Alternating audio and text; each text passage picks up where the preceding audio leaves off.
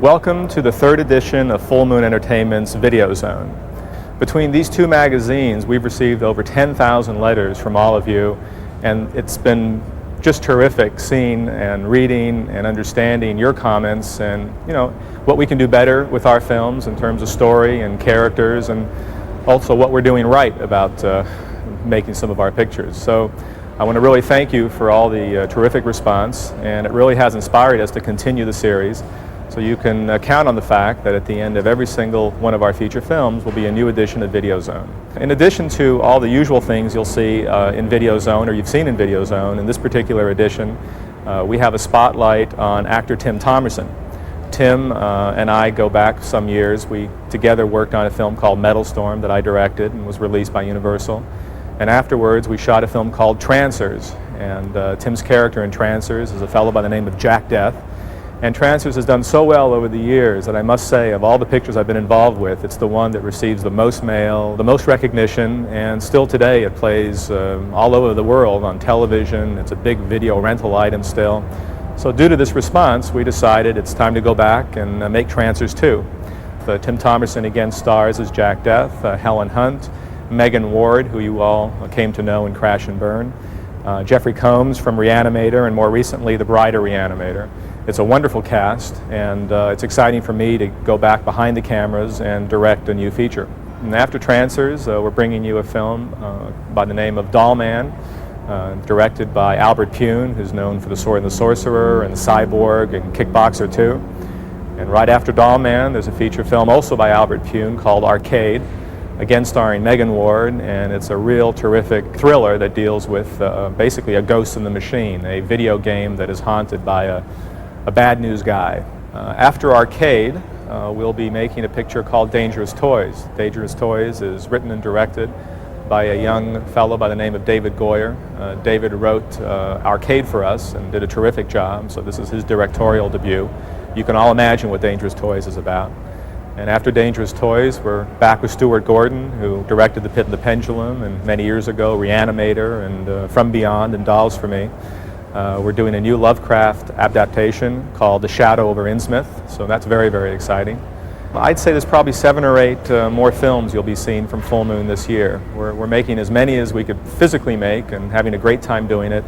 And once again, I hope you enjoy this edition of the Videozone.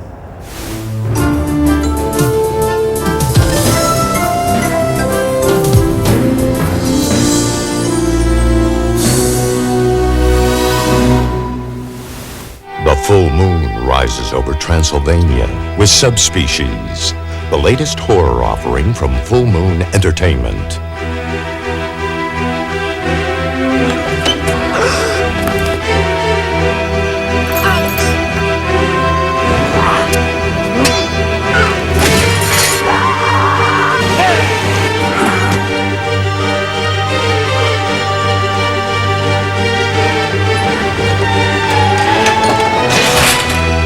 Director Ted Nicolau bravely pioneers the first American film to be shot in the post-Ceausescu Romania. Well, when Charlie first proposed doing this film in Romania, I was a little bit suspicious of the whole setup, but they sent me over there for a 4-day kind of location scout. And meeting the people that I'd be working with, Vlad and Juana and Lucian, the art director, and seeing the locations that we would have access to, the ruins in Transylvania, and just the beautiful, magical forests that we could have free reign in shooting at. It suddenly seemed to me like the chance of a lifetime, really, to shoot at a place where you just had total access to these ancient places. This is one of the many strange and incredible locations we found here in Romania, a church that was built in the 1870s, and the bell fell off from the roof here and went through the floor. And over here, one of the graves actually cracked open. You can see the hand of somebody down there. It was sort of like a good nightmare, let's say. It was a nightmare while we were there. The production problems and the differences in cultures between the Americans and the Romanians, and sort of the leftover psychology of communism that still exists in that country, made it a very trying experience for all of us. What? You speak English? Joanne. Along with Mr. Nicolau came the American cast. Michael Watson of General Hospital, Laura Tate, Michelle McBride, Angus Scrimm of Phantasm. Why have you come? And playing the most terrifying vampire this side of Nosferatu, Danish actor Anders Hoben. The American troupe landed in the midst of more troubled times for Romania. The hotel we were staying at in the heart of Bucharest was along the thoroughfare where the original revolution took place, and everywhere you looked there were bullet holes in the buildings. That sort of gave you a sense of how violent the revolution really was and how many people died in that revolution. And we were in the hotel one day and we heard this incredible commotion and looked out our windows, and there was a river of people coming down the street in protest of the price rises in the government. My father told me that in the very beginning, in 90 and 10, 90 and 20, Bucharest was a very beautiful city.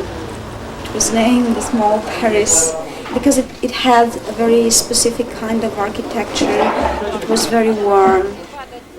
And it was really, really very sad that we couldn't keep all this Bucharest for us because it was properly destroyed. Stay away from the ruins. Stay away. You might do interfere with the way things are. My name is Sanda Vishan. I'm a television reporter. You asked me to tell you some things about the situation of the Romanian film right now. It's a very difficult situation because the whole system has collapsed and things have to be reorganized and things go very slowly. Slower production pace notwithstanding, Director Nicolau jumps into Romanian culture and folklore with the help of costume designer Oana Tofan. This was a sequence when we needed a festival, a popular festival, so I make sketches with those masks and I find a wonderful man who is makeup at a theater who made those. This is my favorite mask and I like it very much because it's very expressive and I found it the best from all. But it depends on taste. It represents a central character of a gypsy, and the story of the festival is around this character. We kind of mixed a few metaphors. One mask festival that occurs in northern Romania in the winter that is like a dance with masks. We took that mask dance and kind of combined it with this festival of, unearthing the grave of the undead, and came up with this festival that we put into the film, which I think is one of the centerpieces of the film.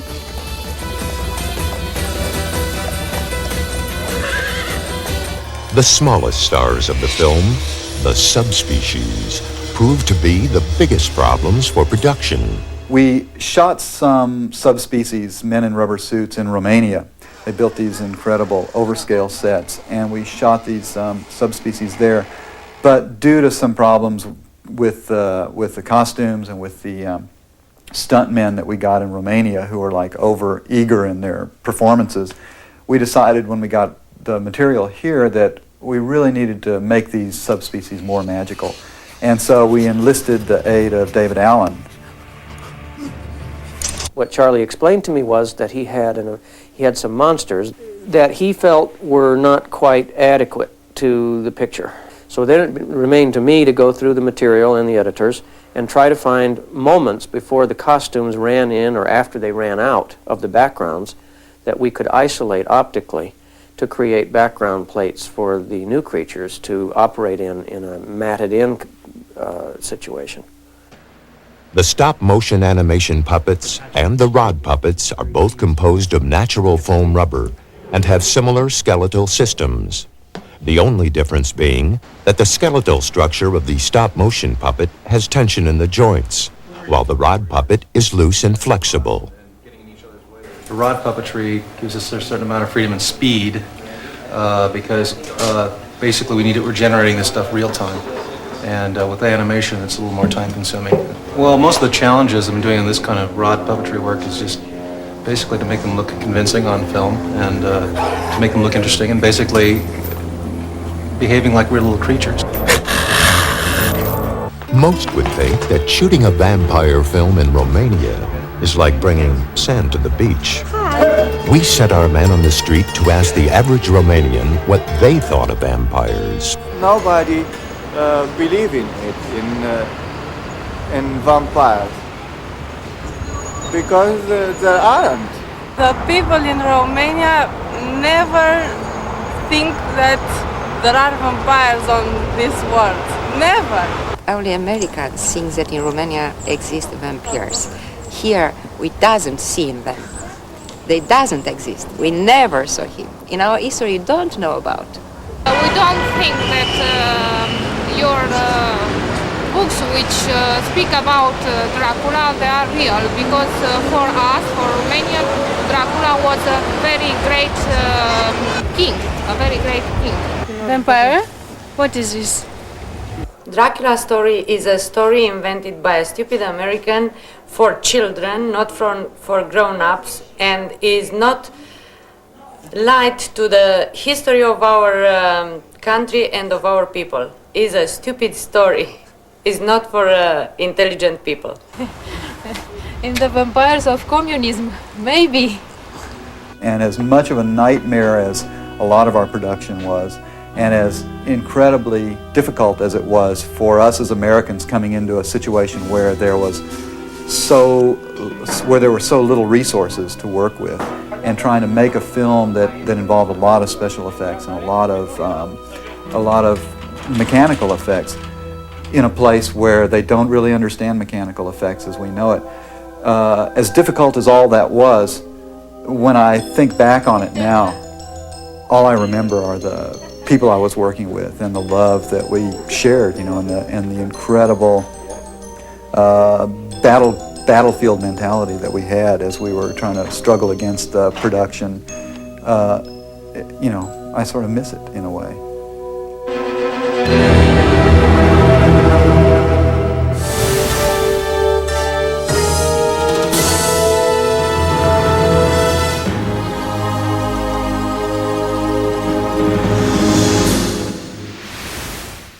Jack Death's a character I played before in the original Trancers, which is kind of a tribute to a Philip Marlowe, Sam Spade, Raymond Chandler, Dashiell Hammett type character, but he's from the future and he comes to modern day LA, and he's the classic hard-boiled detective with a trench coat and a cigarette and a gun.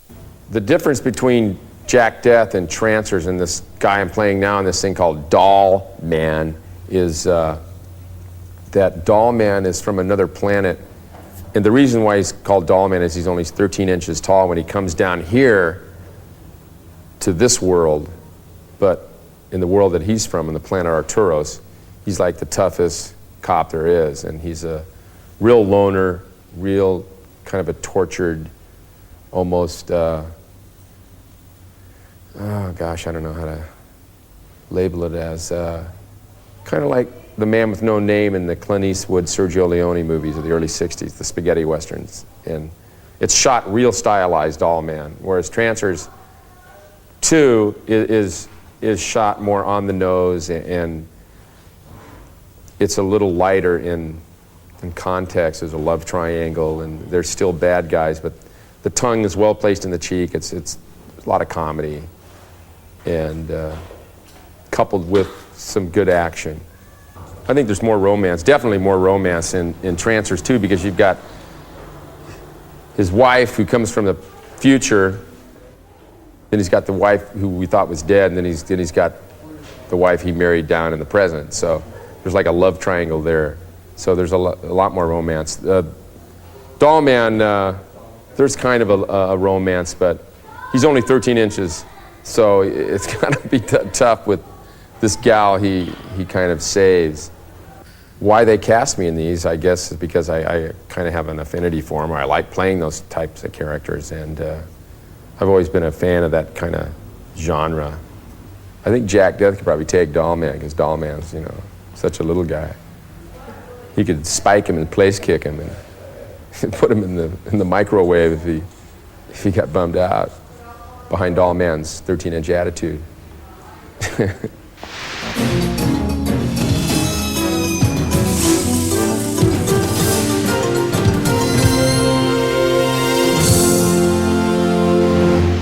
After publishing the hit comic book adaptations for Alien Nation and Planet of the Apes, Malibu Graphics is turning such full moon films as Puppet Master and Subspecies into the hottest titles around.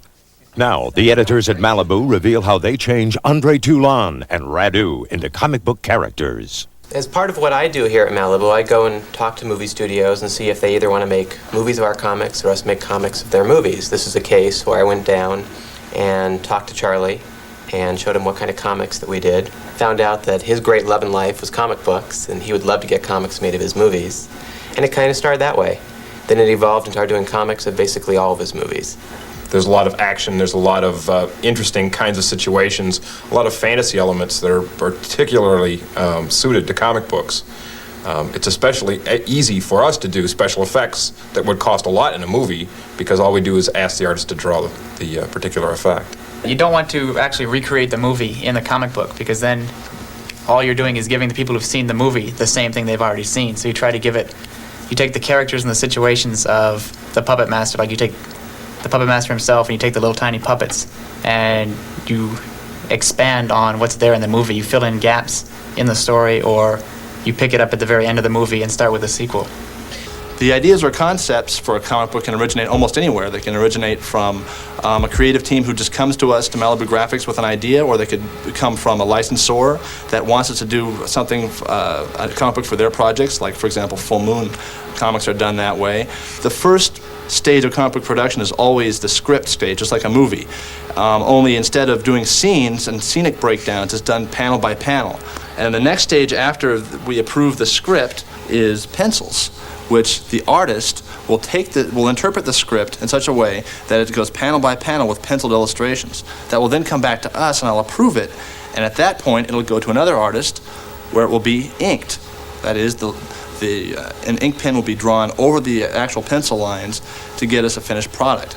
Over here, you can see a scanned image, and after it's scanned, we'll lay down lettering by actually typing in the lettering and putting the balloons over the scanned artwork. If it's a color book, we will then color it on screen using the computer, using the Macintosh computer. Finally, it outputs like this, which is the finished product. Okay, we really have a lot of fun working on the Full Moon material. The office is just full of movie buffs, and it gives us a chance to look at the videos, or to look at the promotional movie materials, or to look at the advanced work on a particular movie. And then we work on Puppet Master. It gave us a chance to work with the Australian artist that we liked so much. We've released the first issue of Subspecies, and it's going to be a 4-issue color miniseries, and followed shortly by Trancers, which is going to be a 2-issue miniseries.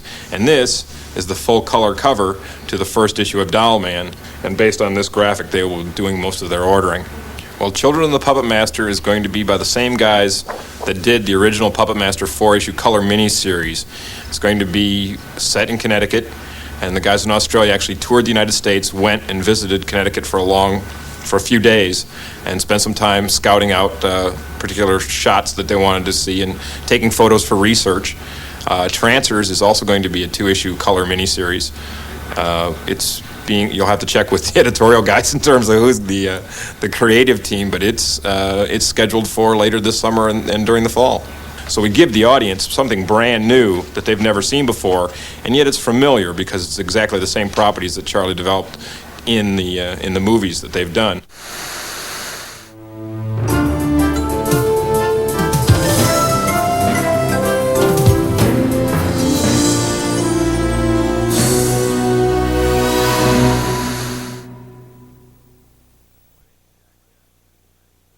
My name's Jack Death. I am a trancer hunter from the 21st century. It's been 7 years since I went down the line to old California. Life's been good. I thought I'd singe my last trancer, but nothing lasts forever. Jack! Vacation's over, Jack. Time to get off your butt and go back to work. Rabbit, listen to me. I need your help.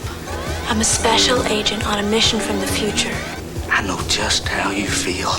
You're going to be expelled from the Green World community. Do you know what that means? Help me, please.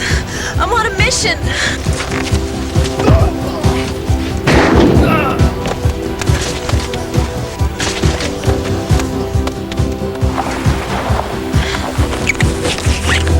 Are you who I think you are? Stillwell, Alice B. Welcome to old California, Alice. I'm your husband, Jack Death. Oh my God, Jack, it is you. The only man I ever had sex with. Wasn't that bad? Get the activists out on the streets. I want fresh blood.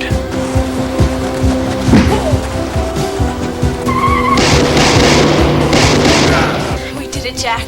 We scorched another one. Oh God, how I'd like to make love to you right now. Jack, you son of a bitch! Lena, don't jump to conclusions. You're the one doing all the jumping, Jack. Why does she keep butting in on us? Because I happen to be his wife. So am I. Ladies, please. Lena, she's my wife. Her consciousness is in another body. She's a transfer hunter, too. I've had to handle a lot being married to someone from the future, Jack, but 2 wives? You're in the way, Lena. I want Jack Death to see his wife become a trancer. They've got Lena. You know the layout well enough to go in after her? Yeah, but it won't be easy. Can you hear me, Jack Death? It can be fun watching you burn to death.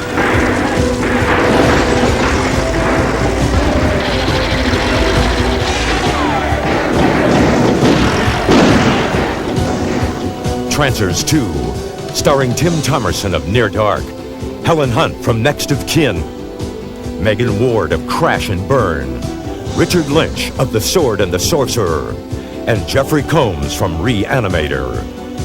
Trancers 2, The Return of Jack Death. Jack, the 20th century must be getting to you. You have no idea.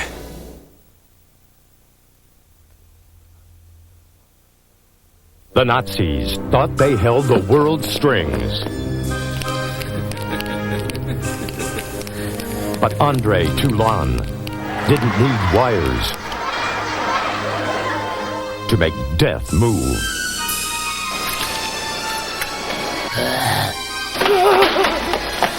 Herr Toulon has developed a method of animating his puppets without string. It's as if they were alive. If Stein is even half right, this could be very important to my work. This is one of the puppets I was telling you about. No! Elsa, take what you want, you bastards, and get out of here. That would be you, puppeteer. Andre! Put him in the second car, take him to Gestapo headquarters, and put the toys in with the toy maker. Never knew a man who played with dolls before.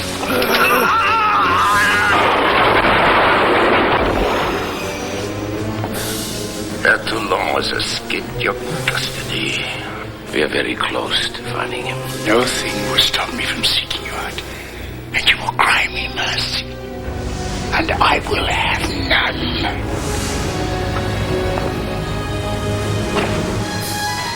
What is this joke?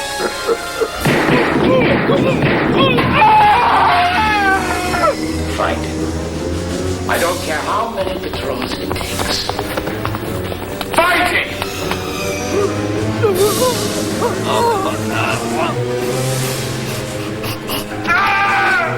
Here, Toulon, you are a genius. Elsa, this is the best I can do for you now. But you can still revenge yourself. What is the secret? Nell! No mercy.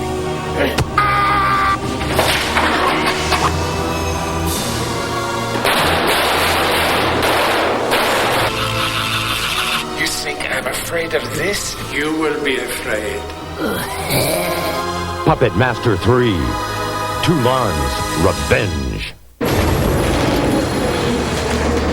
Welcome to Arcade, the hottest video game ever. It's got 7 levels of difficulty, graphics that you won't believe, and great joystick action. All you need to play are 2 quarters and your soul. Greg? Stacy, which Greg? Come on, kids, I got something to show you in the other room. This is arcade. It's so real, you'll think you're actually in the game board. Enjoy.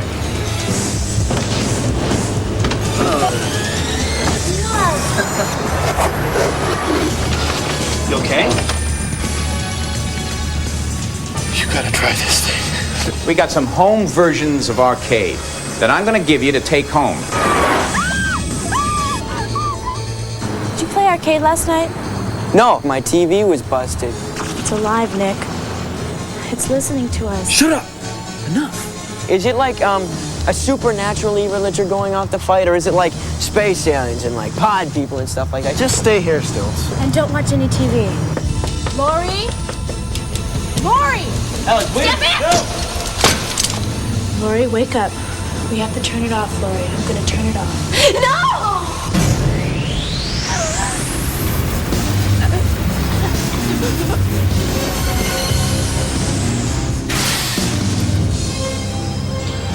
Let's get the hell out of here. Vertigotronics. What? They made arcade. I mean, it's still a game, isn't it? It's a machine without a soul. If he gets you, you're dead. Watch. It's alive there. It's the one changing the rules. Don't play this game. I'd like to, but I don't think that's an option anymore. It's tough being a hero, isn't it? Hold on.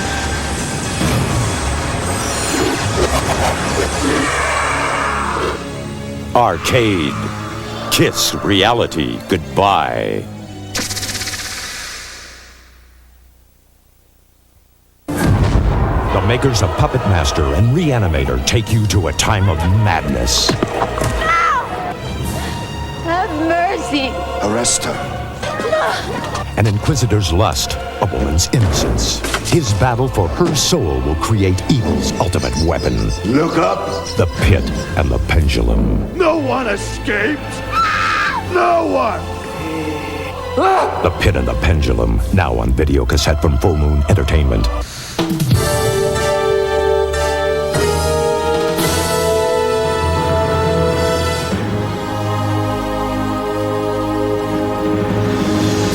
Hi, Full Moon fans. I'm Charlie Spradling, and I'm back again to tell you about all the great things that are happening at Full Moon Entertainment. A lot of you have been asking how you can join our fan club, and I'm going to tell you how. But first, let me tell you about all the great things you get when you do join. You get this killer Full Moon t-shirt like the one I'm wearing. And you also get a copy of Moon Flash. It's our quarterly magazine. It's got all the inside info about the characters, the directors, all that good stuff. It's really cool. You also get a chance at some special collector's items. You get all that for $20. I mean, $20, can you believe it? We've also got some great stuff to go along with our releases. Well, in addition to the killer posters and t-shirts you can also get CD and tape soundtracks from such movies as Pit and the Pendulum, Meridian, and Puppet Master 2. I'm starring the last two, remember? Don't forget to pick up our Full Moon trading cards, beginning with Subspecies and Transfers 2. They've got full painted pictures on the front, and on the back, exciting and secret information about the characters. They're really cool, and you can trade with your friends. Don't forget, when you're at your local comic book store, to pick up Malibu Graphics full-color adaptions of Subspecies and Puppet Master. And don't forget, coming soon is Doll Man. For information about all this great stuff I just told you about, or becoming a Full Moon Fan Club member, you can call us at 1-800-999-9559, or write to Full Moon Entertainment, P.O. Box 526, 8721 Santa Monica Boulevard, West Hollywood, California, 90069. Thanks for listening, and stay tuned to Videozone.